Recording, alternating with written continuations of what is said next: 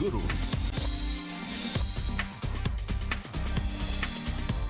नमस्कार और बहुत बहुत स्वागत है आपका सीएनबीसी आवाज पर। आप देख रहे हैं property Guru presented by signature global. आपके साथ में हूं आपका होस्ट विपिन भट्ट तो लेकर हाजिर है एक बार फिर आपका मनपसंद शो, जहां पर रियल एस्टेट, प्रॉपर्टी, इन सब से जुड़ी कई अहम बातें हम हर हफ्ते करते हैं। साथ ही लेते हैं आपके रियल एस्टेट से जुड़े सवाल और उनका जवाब देने के लिए हर हफ्ते आमंत्रित रहते हैं एक खास मेहमान। तो आज हमारे साथ कार्यक्रम में शामिल हो रहे हैं मोहम्मद असलम साहब, ED capital markets Anarock. Sir बहुत बहुत स्वागत है आपका। तो आप सब ऐसे मोड़ पर बात हो रही है जहां पर काफी सारे अनाउंसमेंट आ चुके हैं रियल एस्टेट से लेके, चाहे वो बजट हो, जहां पर इनकम टैक्स का एक बहुत बड़ा अनाउंसमेंट, टैक्स पेयर्स के हाथ में कुछ एक्स्ट्रा पैसे, और साथ में उसके बाद रिजर्व बैंक की तरफ से एक repo rate cut 25 basis point का, यानी अब होम लोन या कई और तरह के लोन सस्ते होते हुए नजर आएंगे। इन दोनों ही पॉजिटिव अनाउंसमेंट का रियल एस्टेट पे क्या इम्पैक्ट देख रहे हैं, आगे चलते हुए क्या तस्वीर देखने को मिलेगी? विपिन जी, एक्चुअली अल्टीमेटली फाइनली हम लोग इतने दिनों से एक्सपेक्ट कर रहे थे कि कुछ रियल स्टेट के लिए आए, और फाइनली एक्चुअली काफी अच्छा अनाउंसमेंट हुआ है गवर्नमेंट की तरफ से। और मुझे लगता है बहुत जरूरी था ये, क्योंकि बहुत सालों से ये देखा जा रहा था, और जिस तरह से एक मार्केट में मोमेंटम है तो जो हमने देखा है, और पिछले 6 महीने में हमने इसको थोड़ा सा स्लो होते हुए देखा था। मुझे लगता है बहुत बड़ा ये जिसे कहते हैं एक पावर शॉट की तरह ये काम करेगा, ये हमारा व्यू है मार्केट में। क्योंकि दो अनाउंसमेंट आपने बताए हैं कि एक तो आपका इनकम टैक्स है, 12 लाख तक आपको कोई टैक्स नहीं है, और दूसरा आपने रेपो रेट भी अपना 25 बेसिस पॉइंट से कम हुआ है, जिसमें अभी उम्मीद है कि ये बैंक जो इस तरह का कटौती हुई है, वो बैंक वाले अपने कस्टमर को ये जल्द से जल्द पास ऑन करे। आई थिंक ये बहुत दोनों चीजें बहुत बड़ी हैं, जो एक लिक्विडिटी बढ़ाती है एक कस्टमर के पास। तो जो मुझे लगता है कि अभी तक मिड सेगमेंट और अपर मिड सेगमेंट में जो लोग अभी भी फैंसिटर्स थे, वो डेफिनेटली अब बाइंग की तरफ ध्यान देंगे। और जिस तरह से अपना इकोनॉमी अभी 6.7 पे एक्चुअली प्रेडिक्टेड है, और साथ में रिटेल भी कंट्रोल में, रिटेल इन्फ्लेशन, तो मुझे लगता है कि अभी आरबीआई ने इसी वजह से ये रेट कट किया है हमारे लिए। और मुझे लगता है कि ओवरऑल जो रियल एस्टेट में है, जहाँ रेसिडेंशियल मार्केट है स्पेशली, उसको काफी बूस्ट करेगा। जो एक हल्की सी स्लोनेस हमने देखी थी सेल्स में पिछले 3 से 4 महीने या 5 महीने में, मुझे लगता है वो रिकवर होगी। और अभी अगर जिस जल्द से जल्दी अगर बैंक भी अपने होम लोन रेट्स कट का अनाउंस करना शुरू कर दे, तो इसका बहुत बड़ा बूस्ट होगा। क्योंकि मार्च एक ऐसा टाइम होता है जहां लोग मोस्टली इन्वेस्ट करते हैं, तो मुझे लगता है ये एक राइट टाइम पे सब अनाउंसमेंट आए हैं, और अभी अगले 1 से 1.5 महीने में उसकी सही क्या इम्पैक्ट होता है वो अपने को दिखाई देगा। साथ के साथ एक और पॉइंट है जो शायद आपने बोला भी है, कि अपने जो एक रेंटल इनकम पे जो डीम टैक्स लगता था, डीम रेंटल इनकम पे जो टैक्स लगता था, वो भी एक्चुअली हटा दिया गया है। तो ये एक बहुत बड़ा फायदा हो जाएगा जो एक सेकंड होम बायर्स के लिए, जो अभी अभी तक इस चीज को लेके जिनके पास था सेकंड होम, वो थोड़ा सा हैसल होते थे उसको प्रूव करने के लिए कि वो रेंटेड है या वॉटेवर। मुझे लगता है ये हटने से भी जो एक बूस्ट आएगा, आपको सेकंड होम खरीदने के लिए एनकरेजमेंट आएगा, वो भी ओवरऑल रियल एस्टेट मार्केट में इसको एक्चुअली फ्यूल करेगी आगे की सेल्स के लिए। तो मुझे लगता है एक अच्छा टाइम, अच्छे अनाउंसमेंट ठीक टाइम पे आए, क्योंकि हम थोड़ा सा स्लोनेस देख रहे थे ओवरऑल। स्टॉक मार्केट का हाल तो आपको मालूम है, तो ये एक्चुअली सेंटिमेंट्स थोड़ा सा डिम करता है ओवरऑल। लेकिन ये 3 अनाउंसमेंट होने से मुझे लगता है रियल एस्टेट स्पेशली रेसिडेंशियल में इसका बहुत अच्छा इम्पैक्ट आएगा। राइट, सेंटिमेंट्स का बड़ा मामला है, तो सेंटिमेंट जरूर सुधरते हुए नजर आएंगे। और साथ में लिक्विडिटी, यानी आपके हाथ में अगर एक्स्ट्रा पैसे बचेंगे और ईएमआई आपके अफोर्डेबिलिटी के अंदर आएगी, तो फिर घर खरीदार जरूर सोचेंगे, जो कि अभी तक भी सोच रहे हैं। मार्केट अच्छा ही चल रहा है, लेकिन जो भी थोड़ा बहुत उतार चढ़ाव, तो शायद यहां से हमें एक बेहतर रिजल्ट, खैर इंतजार रहेगा कि इन घोषणाओं का इम्पैक्ट हमें कैसा देखने को मिलता है बाजार पे। लेकिन राइट, इस बीच आप लोगों के सवाल आते रहते हैं भरपूर मात्रा में, तो चलिए आगे बढ़ जाते हैं, सवालों का सिलसिला शुरू करते हैं। राहुल वशिष्ठ साहब पुणे से हमें कॉल कर रहे हैं। राहुल जी बहुत स्वागत है आपका, क्या सवाल पूछेंगे आज? सर नमस्ते। आप लोग एक बहुत अच्छा काम कर रहे हैं, तो ये मतलब अच्छे रिप्लाईज लोगों के देते हैं, बहुत अच्छा लगता है ये चीज। और मेरा एक क्वेश्चन है, एक्चुअली मैं पुणे के अंदर पुनावले एरिया के अंदर देख रहा था प्रॉपर्टी 2 BHK। तो एक बिल्डर है लेगेसी करके, उसका मैंने शॉर्टलिस्ट किया था। तो उसका एक अभी नया प्रोजेक्ट आ रहा है लेगेसी माइलस्टोन करके पुनावले में। जी जी। तो ये नियर बाय है। पहले अर्लियर यहाँ पे एक वेस्ट मैनेजमेंट डिपो आने का था, बट अभी वो आई थिंक कुछ पास हो गया, उसका कुछ फॉरेस्ट लैंड है वो। ओके। तो अभी कुछ चेंज हो गया उसका, वहाँ पे आई थिंक कोई पार्क वगैरह आ रहा है, ये बिल्डर ने कन्वे किया है। तो मतलब कैसा रहेगा, बिल्डर कैसा है, मैं ये जानना चाह रहा हूँ, और यहाँ पे इस इन्वेस्टमेंट करना कैसा रहेगा 2 BHK में? राइट, अच्छा, तो आप इन्वेस्टमेंट का पर्पस है आपका, राइट? जी जी करेक्ट। ठीक है, तो Aslam sahab, legacy milestone by legacy life spaces ये कंपनी है, तो एक तो इनके बारे में जानना चाहते हैं, प्लस ये जो एक वो वहां पे डंप स्पेस आने वाली थी और अब पार्क बनेगा, फॉरेस्ट लैंड है, क्या है ओवरऑल पिक्चर, क्या सिनारियो है इस इलाके का पुणे वाले में? देखिए, लेगेसी एज अ ग्रुप के बारे में कुछ नेगेटिविटी नहीं है। आई थिंक अच्छा ग्रुप है, वेस्ट में काम करते हैं वो लोग काफी, और उनका टाइमली डिलीवरी और पोजीशन रहता है, प्रोजेक्ट क्वालिटी भी उनका अच्छा ही रहता है। तो जहां तक अगर डेवलपर के बारे में आपके सवाल हैं, तो मुझे लगता नहीं कोई उनका इशू है। रही बात as a west as a market के लिए, जो पुनावले के बारे में, क्योंकि आपने लोकेशन एकदम अच्छा चुना है, काफी हॉट लोकेशन है पुनावले, और उसका फ्यूचर भी काफी ब्राइट लगता है हमें। इससे पहले आपका जो दूसरा सवाल है वो फॉरेस्ट का, वो भी बता दूं, उसमें अभी एक्चुअली क्लैरिटी नहीं है। अगर डेवलपर आपको कन्वे किया है तो मुझे लगता है आप भी थोड़े अपने एंड पे थोड़ा ड्यू डिलिजेंस कर लीजिए और थोड़ा उसके बारे में क्लैरिटी ले लीजिए, तो आपका एक साउंड डिसीजन लेने के लिए आपको हेल्प करेगा। बाकी उनके प्रोजेक्ट्स में अगर वो आप इन्वेस्ट करने के लिए देख रहे हैं तो कोई इशू नहीं है। और ओवरऑल जो वेस्ट का मार्केट है उसका फ्यूचर काफी ब्राइट है, क्योंकि अभी आप जिस तरह से देख रहे हैं कि वेस्ट में आपका पनवेल एयरपोर्ट का ऑलमोस्ट डेट अनाउंस हो ही गया है, साथ साथ जो मुंबई पुणे एक्सप्रेसवे में अटल सेतु आने से जो ट्रैवल है from Mumbai to Pune to Mumbai, वो काफी, और वापस मुंबई से पुणे के लिए काफी अच्छा हो गया है, बहुत टाइम सेव होता है। और आई थिंक मई जून में अराउंड आपको, या अगस्त तक आपका जो मिसिंग लिंक है, जो घाट का एरिया है, उसमें जो उन्होंने टनल बनाया है, वो भी शायद मेरे ख्याल से स्टार्ट हो जाएगा पब्लिक यूज के लिए। तो जो एक आपका जो एक डिस्टेंस है बिटवीन मुंबई एंड पुणे, वो काफी कम हो जाएगा, क्योंकि एक्सप्रेसवे आने से ही पूना के पूरे एक्चुअली जो पूरा पूना का एक्चुअली इस तरह कह सकते हैं कि पूरा ज्योग्राफी चेंज हो गया है, पूरा इकोनॉमी चेंज हो गया था। मुझे लगता है ये तीन जो इनिशिएटिव है, जिसमें अटल सेतु ऑलरेडी आ चुका है, पनवेल एयरपोर्ट और ये मिसिंग लिंक आने के बाद, आई थिंक उसमें बहुत ज्यादा बूस्ट आएगा। और उसमें जो मुझे लगता है जो डिमांड है on the residential side and as well as commercial side, काफी काफी स्ट्रांग है, और काफी उसमें मोमेंटम आ जाएगा। तो मुझे लगता है आप जो इन्वेस्टमेंट करने का सोच रहे हैं वो डेफिनेटली आप ले सकते हैं। लेगेसी ग्रुप के साथ कोई प्रॉब्लम नहीं है, लेकिन अगर आपको और ऑप्शन देखने हैं तो उस एरिया में काफी अदर और ऑप्शन भी अवेलेबल हैं, जो अच्छे डेवलपर्स हैं और टाइमली वो डिलीवर भी कर रहे हैं इसमें, चाहे वो विलास जावड़ेकर हो, कोहिनूर हो, चाहे कृसाला ग्रुप हो, आप उनको भी एक बार देख सकते हैं। लेकिन अगर आपने मन बनाया है लेगेसी के लिए तो कोई इसमें इशू नहीं। राइट राहुल जी, तो मोस्ट ऑफ द बॉक्सेस आपके टिक्ड हैं कि प्रॉब्लम नहीं, इलाका तो बहुत अच्छा, मुंबई पुणे कनेक्टिविटी की बात है तो उससे और फायदा इसको मिलेगा, जो कि और इंप्रूव होती हुई नजर आ रही हो। आपका जो डंप यार्ड वाला मन में सवाल था, डेवलपर भले ही आपके कह रहे हैं कि सब चीजें क्लीन है, लेकिन आप अपने एंड पर भी, आपके जो और भी साथ के लोग हैं जहां वो खरीदना चाह रहे हैं, या किसी और डेवलपर से भी आप आसपास बात कर सकते हैं, जो कुछ ऑप्शन यहाँ पर असलम साहब ने दिए, तो वो चीज क्लियर होती हुई नजर आ जाएगी कि भाई ऐसा कोई डंप यार्ड वगैरह भविष्य में आ रहा है कि नहीं आ रहा है। ये क्लियरिटी बस एक थोड़ी इंपॉर्टेंट है, बाकी सब चीजें यहाँ पर अप टू डेट हैं, डेवलपर ठीक, इलाका ठीक, बाकी और डायनामिक्स भी अच्छे हैं, जिससे भविष्य में आपको इस प्रॉपर्टी से अच्छा रिटर्न मिल सकता है। तो ऑल द बेस्ट है आपके लिए। अच्छा, एक अगला हमारे पास ईमेल है मिस्टर अमनदीप जसवाल साहब का, और ये है गोदरेज एवरग्रीन हिंजेवाड़ी में, तो ये भी पुणे से ही है।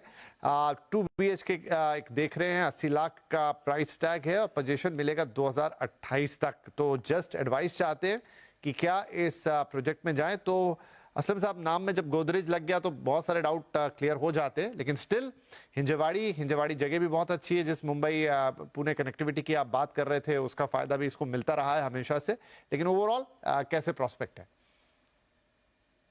काफी ब्राइट है एक्चुअली, मतलब पॉजिटिव ही बोलना है, क्योंकि आपने सही बोला, गोदरेज के आने से तो काफी ऑप्शन टिक हो जाते हैं, क्योंकि एज अ रिस्पॉन्सिबल डेवलपर वो खुद पहले, सबसे पहले उनका ही ड्यू डिलिजेंस होता है कि वो ऐसी मार्केट में जाएं जहाँ पे आपकी कनेक्टिविटी, आपकी लोकेशन और आपका फ्यूचर प्रोस्पेक्ट काफी ब्राइट रहते हैं।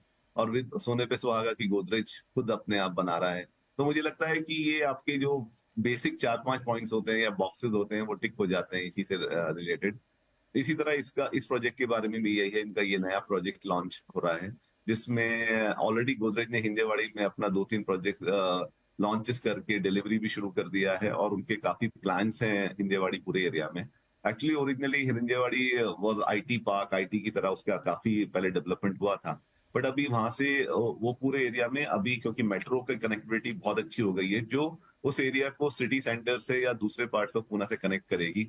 आने वाले 1 साल में आई थिंक वो ऑपरेशनल हो जाएगा। तो उसके चलते ये एरिया काफी स्ट्रांग हो गया है in terms of residential projects के लिए भी। तो आप देखेंगे कि गोदरेज हो चाहे गेरा या जो भी बड़े टॉप डेवलपर्स हैं पुणे के, सबके हिंजेवाड़ी में प्रोजेक्ट्स प्लान्ड हैं, वो लोग आ भी रहे हैं। इसके अलावा जो नेशनल डेवलपर हैं गोदरेज, महिंद्रा या Birla, they are also planning to come in this area. तो पूरा एरिया में अभी रेजिडेंशियल जो पहले नहीं होता था काफी तरीके से बढ़ गया है। तो मुझे लगता है एक अच्छा उनका डिसीजन रहेगा अगर आप ले रहे हैं। 2028 का आपका टाइमलाइन है, तो गोदरेज रहते हुए आप उसमें बिल्कुल अश्योर हो सकते हैं कि आपको वो डेफिनेटली टाइमली डिलीवर करेंगे। मैंने इससे पहले अभी थोड़ी देर पहले बताया ये कि वेस्ट जो है पूना काफी हॉट होता जा रहा है। हिस्टोरिकली ईस्ट और वेस्ट ही पूना में काफी स्ट्रॉन्ग मार्केट है, लेकिन अभी with new airport, Atal Setu और मिसिंग लिंक आने से वेस्ट भी काफी हॉट होता जा रहा है और फ्यूचर में इसके काफी ब्राइट प्रोस्पेक्ट्स हैं। तो मुझे लगता है आप डेफिनेटली इसमें इन्वेस्ट कर सकते हैं और फ्यूचर में आपको इसमें अच्छे रिटर्न्स मिलेंगे। राइट अमन साहब, तो आपके लिए भी यहाँ पर गो हेड है, आप इन्वेस्ट कर सकते हैं, चीजें बेहतर हैं। बाकी एक्सप्लेनेशन यहाँ पर दे ही दिया। चूंकि पिछला सवाल भी पुणे से ही था, तो दोनों के लिए वही बातें लागू होती हैं। और प्लीज आपको भी गो हेड, बहुत सारी शुभकामनाएं हमारी तरफ से। एक और ईमेल है, मैं फटाफट ले लेता हूं। मोहित सिंगला साहब का है दिल्ली से। ये कह रहे हैं सर कि एक सोलेरा नाम का प्रोजेक्ट है, सोलेरा 1 गुरुग्राम। बहुत ज्यादा इन्होंने सेक्टर वगैरह नहीं लिखा है इसमें, और इन्होंने कहा कि 2017 में इन्होंने खरीदा था और 14.5 लाख रुपए में इनकी डील थी, और आज 2025 में 30 लाख रुपए तक इसकी कीमत आ गई है। तो क्या असलम साहब ये पूछ रहे हैं कि इस प्रोजेक्ट को बेच दे, इस घर को बेच दे, या थोड़ा और अप्रिसिएशन इन्हें मिल सकता है? हम विपिन जी आई थिंक सिग्नेचर सोलेरा का बात कर रहे हैं, 107 सेक्टर 107 में। एक्चुअली जब 2017 में लॉन्च हुआ था तो काफी अफोर्डेबल हाउसिंग के हिसाब से वो आया था, लेकिन आप देखिए मेरे ख्याल से इनके लिए तो बहुत अच्छा साबित हुआ है कि विद इन 5 to 7 ईयर्स में डबल हो गया है प्राइजेस वहां पे। उसका जो एक चैलेंज था वो कनेक्टिविटी का ही था। अदरवाइज प्रोजेक्ट्स जिस तरह से उसकी प्राइसिंग थे उसके हिसाब से अच्छा प्रोजेक्ट बनाया है, और कनेक्टिविटी का एक इशू रहता है। बाकी उसके आसपास जो एरियाज हैं, लाइक जो मतलब जो पूरा प्रोजेक्ट है वो अपने आप में ही सफिशिएंट है, क्योंकि उसमें आपके रिटेल और बाकी जो चीजें होती हैं एक आपको एक प्रोजेक्ट में रहने के लिए वो अच्छी रहती हैं। मुझे लगता है कि 2017 लिया हुआ आपको 14 का 30 लाख हो गया है। कनेक्टिविटी अभी भी इतनी स्ट्रांग नहीं है वहां, तो मुझे लगता है अगर आप उसमें एग्जिट करना चाहें तो ये एक अच्छा प्राइस पॉइंट है। और जिस तरह से नए डेवलपमेंट्स आ रहे हैं, जिस तरह से आपने इसको पिन पॉइंट किया था, तो मुझे लगता है ग्रेटर नोएडा या नोएडा एक्सटेंशन एरिया में आप अगर और प्रोजेक्ट देखेंगे तो उस एरिया में आपको अच्छे ऑप्शन मिल जाएंगे। हाँ, आप थोड़ा बहुत अगर एडिशन कर सके अपने बजट में तो वहां पे भी आपको मिल जाएगा, और फ्यूचर उन एरियाज का काफी ब्राइट है। तो मुझे लगता है एक अच्छा प्राइस आपने अचीव कर लिया है, और अगर ये प्योर इन्वेस्टमेंट में था तो मुझे लगता है आपको अब इसमें निकल जाना चाहिए, क्योंकि आगे इससे बढ़ने का मुझे थोड़ा सा चांसेस कम लगता है।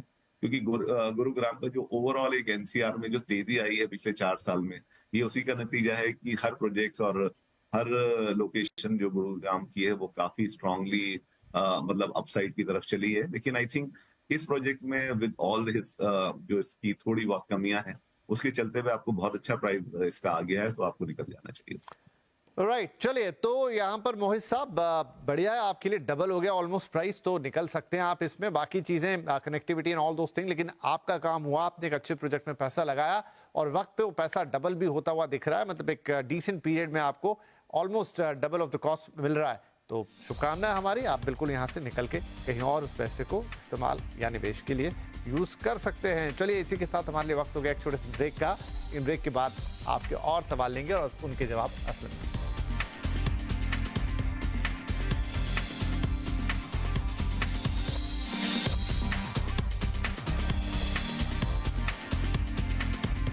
सिग्नेचर गुरु।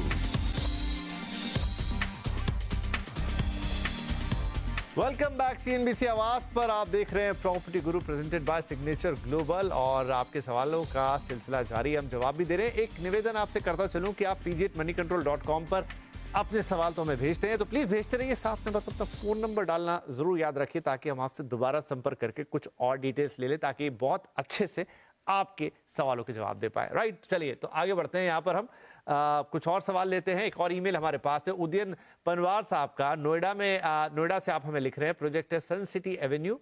ये एक अफोर्डेबल हाउसिंग का प्रोजेक्ट था। लोकेशन है गुरुग्राम सेक्टर 76 और ये 335 स्क्वायर फीट का एक 2 BHK, 90 लाख रुपए रेडी पोजीशन। क्या 90 लाख में 635, माफ कीजिए मैंने कुछ गलत पहले बोल दिया था, 635 स्क्वायर फीट 2 BHK इसका साइज है, सही होगा? 4 साल में कीमत क्या 4 गुना बढ़ चुकी है? ये तो थोड़ा देखने वाली बात हो जाएगी, लेकिन खैर एनीवेज, कैसा है सर ये प्रोजेक्ट? और 90 लाख में उनको लग रहा है कि थोड़ा सा महंगा है, हालांकि है अफोर्डेबल हाउसिंग का। अभी हमने जस्ट थोड़ी देर पहले एक अफोर्डेबल हाउसिंग प्रोजेक्ट की बात की, लेकिन ये प्रोजेक्ट कैसा है?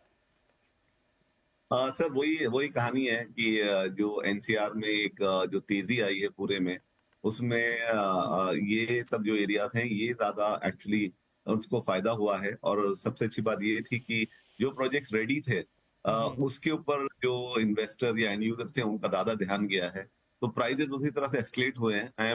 मैं इतना श्योर नहीं हूँ कि 4 गुना बढ़ा है, क्योंकि 4 गुना काफी ज्यादा हो जाता है। राइट, जी जी जी, तो उसके लिए मैं श्योर नहीं हूँ। लेकिन जैसे हमने पिछले सवाल का भी जवाब देते हुए बोला कि हाँ, डबल या डबल से थोड़ा ज्यादा आपका प्राइजेस हुए हैं, तो मुझे लगता है वही होगा। या तो आप दोबारा चेक कर लीजिए, पर मेरा उसमें मानना ये है कि डबल तक प्राइजेस आपके ठीक है पिछले 4 साल में, अगर 4 साल की हम होराइजन देख रहे हैं। क्योंकि प्रोजेक्ट एक्चुअली ये भी लोकेशन था अपना सेक्टर 76 में, तो वहां पर भी जैसे मैंने बताया सबसे बड़ा फैक्टर ये था कि जो रेडी प्रॉपर्टीज थी उनके प्राइसेस काफी जल्दी बढ़े, क्योंकि लोगों को एनसीआर के जो पुराने एक्सपीरियंसेस हैं वो यही था कि प्रॉपर्टी उनको मिली नहीं है काफी सालों तक, तो जो रेडी प्रॉपर्टीज थी उनके प्राइसेस काफी एस्केलेट हुए हैं। वैसे ये प्रोजेक्ट की जो कनेक्टिविटी है उसके भी कुछ पॉजिटिव्स हैं इसमें।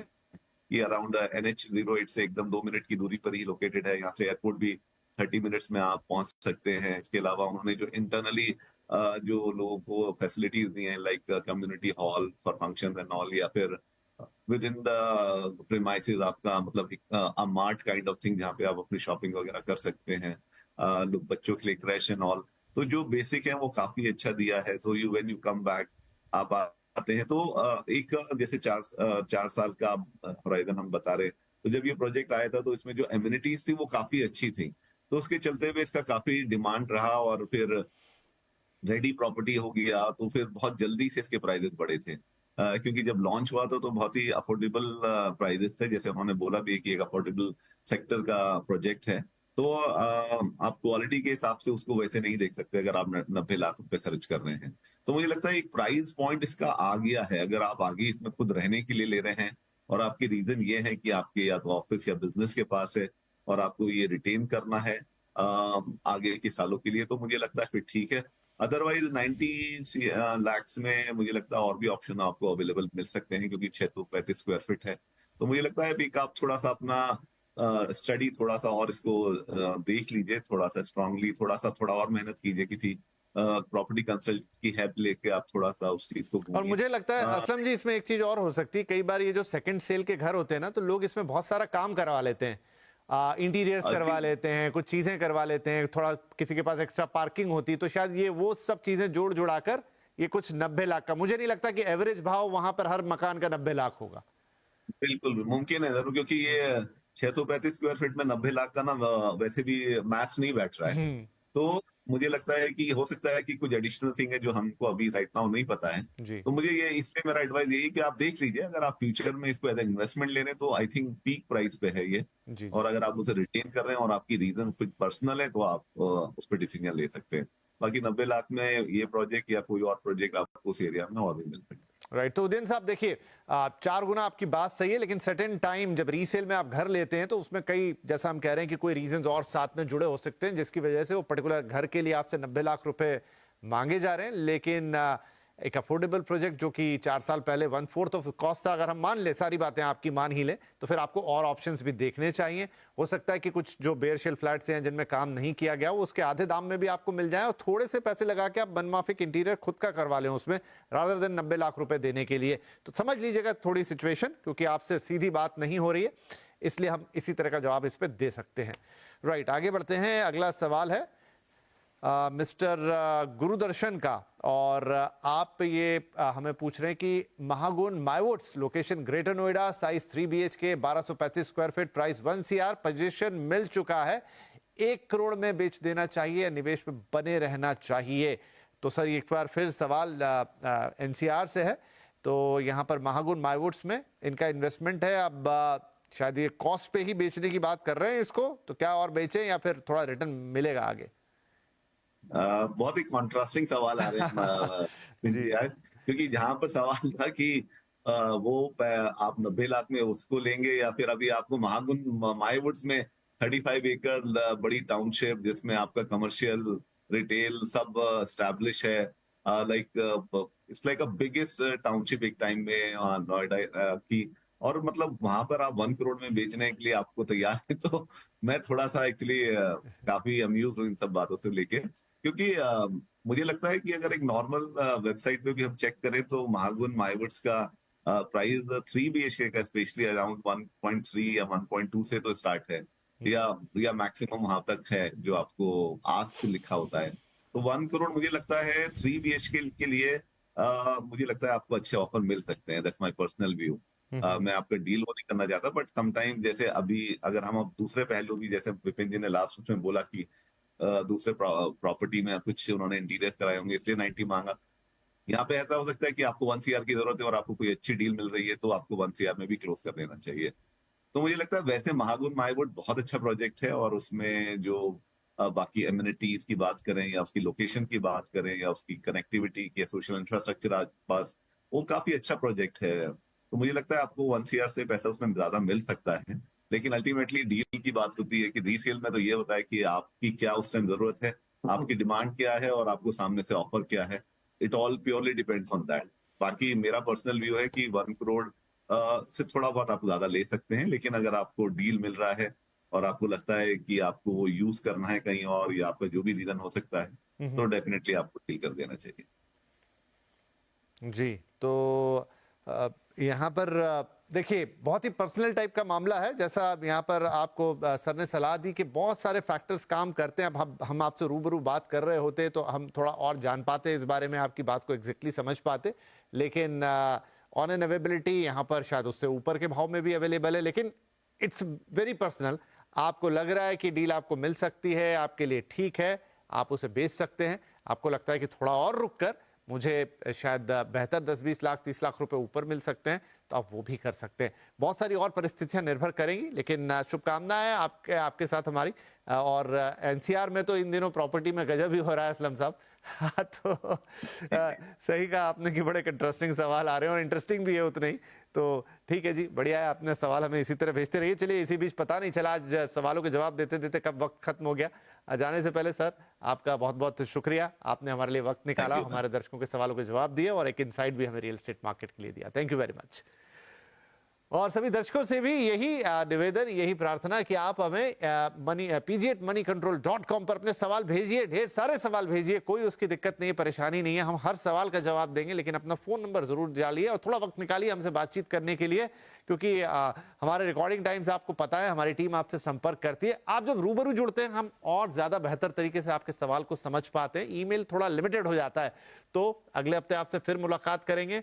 pg@moneycontrol.com पर सवाल भेजते रहिए, बस अपना फोन नंबर डालिए और थोड़ा 2-4 मिनट का वक्त निकालिए, इतना काफी है। बाकी हम पर छोड़िए, रियल एस्टेट से जुड़ी आपकी हर तकलीफ, हर समाधान, हर समस्या का हल जरूर लेकर आएंगे। तो चलिए, इस हफ्ते इतना ही, अगले हफ्ते फिर मिलेंगे, तब तक के लिए